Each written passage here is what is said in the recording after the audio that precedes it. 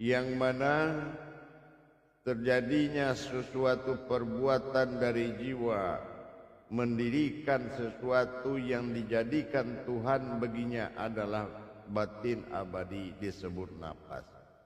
Sebelum napas ini menjadi sesuatu yang menjadi junjungan bagi sebuah jiwa, maka belumlah ada sedikit pun prasangka yang diterima oleh aku yang ada di dalam napas.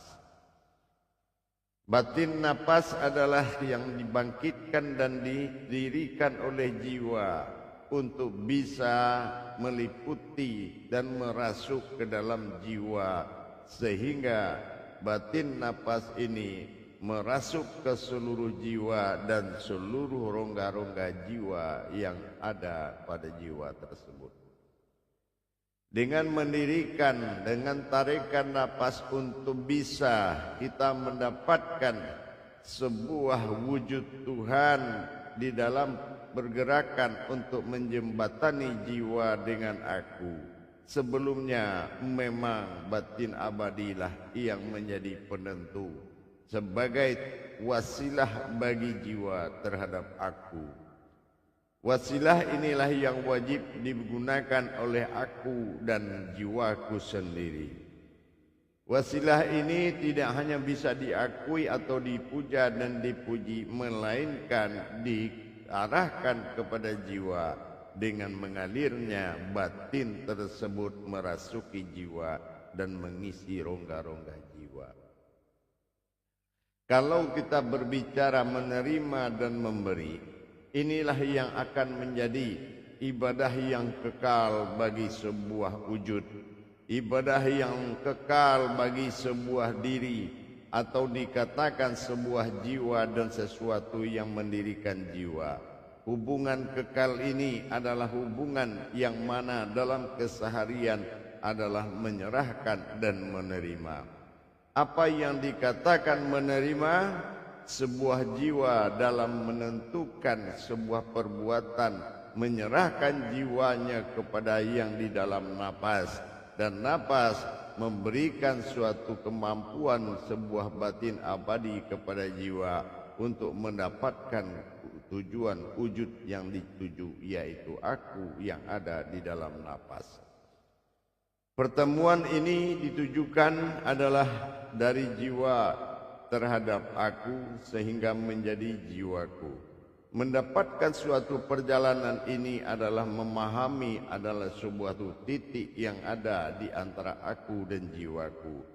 Titik yang disebut adalah sebuah titik kosong, di mana titik kosong adalah peraduan aku dengan jiwaku. Dengan adanya jiwa mendatangi aku dan aku mendatangi jiwaku dalam perjalanan Tuhan, menerima dan memberi bersatu di dalam sebuah tempat dikatakan dengan titik fana. Titik fana adalah titik tidak adanya sesuatu yang akan terucap lagi. Layaknya seseorang itu bertemu dengan seseorang yang dia rindukan dalam suatu pelukan yang mana tidak mungkin saling melepaskan lagi. Tidak ada lagi kata engkau siapa dan aku siapa, tetapi adalah aku semata.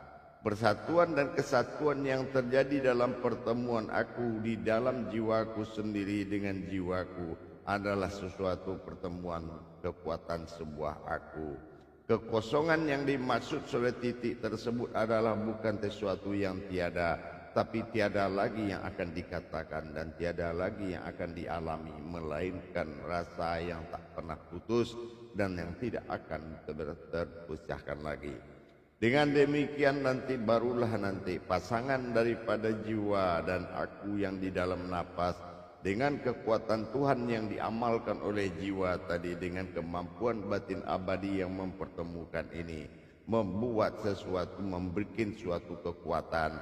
Kekuatan ini adalah suatu zahir bagi sebuah mahabbah yang dikatakan sesuatu yang zahir. Mahabbah dalam wujud iman disebut Rahmanir Rahim, yaitu kasih dan sayang telah berwujud dan zahir. Selalu dalam ingatan kepadaku, zahir adalah zikir bagiku yang berzikir kepada aku. Kenapa aku zikirkan, aku zahirkan daripada wujud mahabbahku? karena aku tidak mau kehilangan dari wujud tersebut. Dengan demikian menyatulah nanti yang mana jiwaku ada di dalam ragaku sendiri yang akan menjadi raga bagiku. Pertemuan inilah yang akan diberikan menyerah dan menerima. Dalam perbuatan penyerahan dan menerima adalah faktor kedua setelah batin abadi mengalir ke dalam jiwa. Dengan adanya tarikan napas yang dilakukan oleh sebuah jiwa, dia telah menarik batin abadi itu untuk masuk ke dalam jiwa dan mengalir ke seluruh rongga jiwa. Yang kedua barulah terjadi yang mana jiwa melakukan tarikan napas dengan menarik dan menghadirkan aku yang di dalam napas. Maka aku meminta kepada jiwa untuk menjalankan sesuatu perintahku, yaitu memberikan jiwa kepadaku. Serah terima jiwa itu bukan ada yang menyerahkan, bukan ada yang menerima, tetapi kodrat daripada batin abadi itu adalah bertugas menyerahkan dan menerima. Menerima adalah sesuatu yang menghendaki, menyerahkan adalah sesuatu yang menghendaki. Jadi ini adalah permintaan. Kalau berdasarkan kecintaan dan ketulusan hati sebuah jiwa menyerahkan dirinya kepada aku, maka tentunya dengan jiwa yang mendatangkan aku. Begitu juga dengan aku, dengan kecintaanku kepada jiwaku, maka aku menerima jiwaku menjadi jiwa yang seutuhnya. Dalam kehidupan kita sehari-hari, menerima dan memberi adalah suatu ibadah kekal yang mana adalah berkodrat ketuhanan. Jiwa yang telah mempertuhan kepada batin abadi tersebut dalam keseharian, dalam dia menarik napas kepada jiwanya, maka dia telah menghadirkan aku dengan kekuatan cintanya. Dan apabila dia melepaskan napasnya, maka dia memberikan jiwanya dengan tulus kepadaku. Maka aku bertemu dalam jiwaku dalam kekosongan. Ini yang dikatakan selalu dalam menyerahkan diri dan menerima. Ini yang dikatakan hu. Inilah pekerjaan suatu kodrat yang mana aku menyerahkan jiwaku kepada kodratku aku, dan mana aku menerima jiwaku yang berkodrat aku. Dalam inilah yang harus diberikan yang dinamakan berkekal-kekalan. Berkekalan adalah menyerahkan dan menerima di dalam 24 jam menjalankan kehidupan dunia dan akhirat. Dan itulah tugas daripada kita sebagai jiwa yang selalu tidak akan pernah jauh dari yang menjadikan kita. Begitu juga aku yang memiliki jiwa tidak pernah jauh dari apa yang dia punya sebagai jiwanya sendiri. Bukan sesuatu yang dicari dan yang mencari. Begitu juga terhadap sebuah jiwa.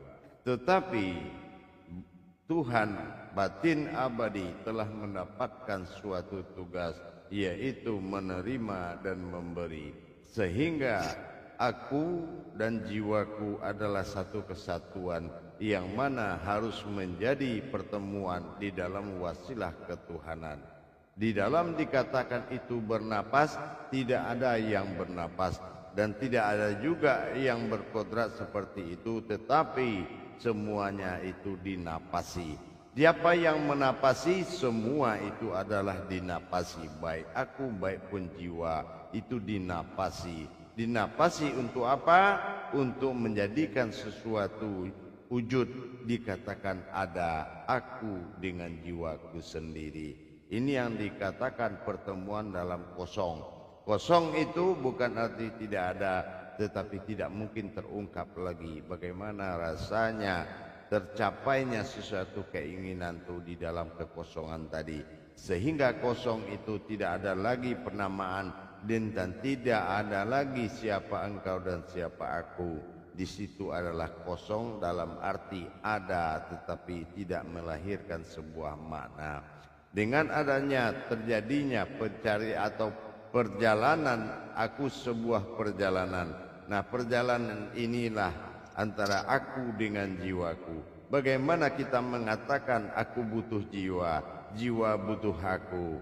Tidak mungkin ada aku tanpa jiwa, tidak mungkin ada jiwa tanpa aku. Begitu. Baik, berarti itulah akhirnya menjadi jiwa raga ya Bu ya. Nah, nanti kalau sudah dibawa kepada sifat ketiga, yaitu penzohiran, barulah bertemunya sebuah raga. Raga itu yang dinamakan aku. Yang dikatakan titik fana atau titik kosong dalam menerima dan memberi, pertemuan yang begitu dahsyat, yang mana aku merasa memeluknya dan jiwa merasa memeluk aku. Ini tidak akan terungkap. Tidak akan terungkap lagi selain dari kata untuk bisa mendapatkan raganya, yaitu diri zahir mahabbah. Wujud zahir mahabbah inilah yang akan menjadi sebuah kodrat daripada jiwa. Maka dikatakan jiwa dan raga. Raga itu adalah suatu kodrat jiwa yang terlihat, bukan raga berbeda dengan jiwa. Ini yang dikatakan tidak bisa kita membedakan kasih dengan sayang. Mana yang kasih, mana yang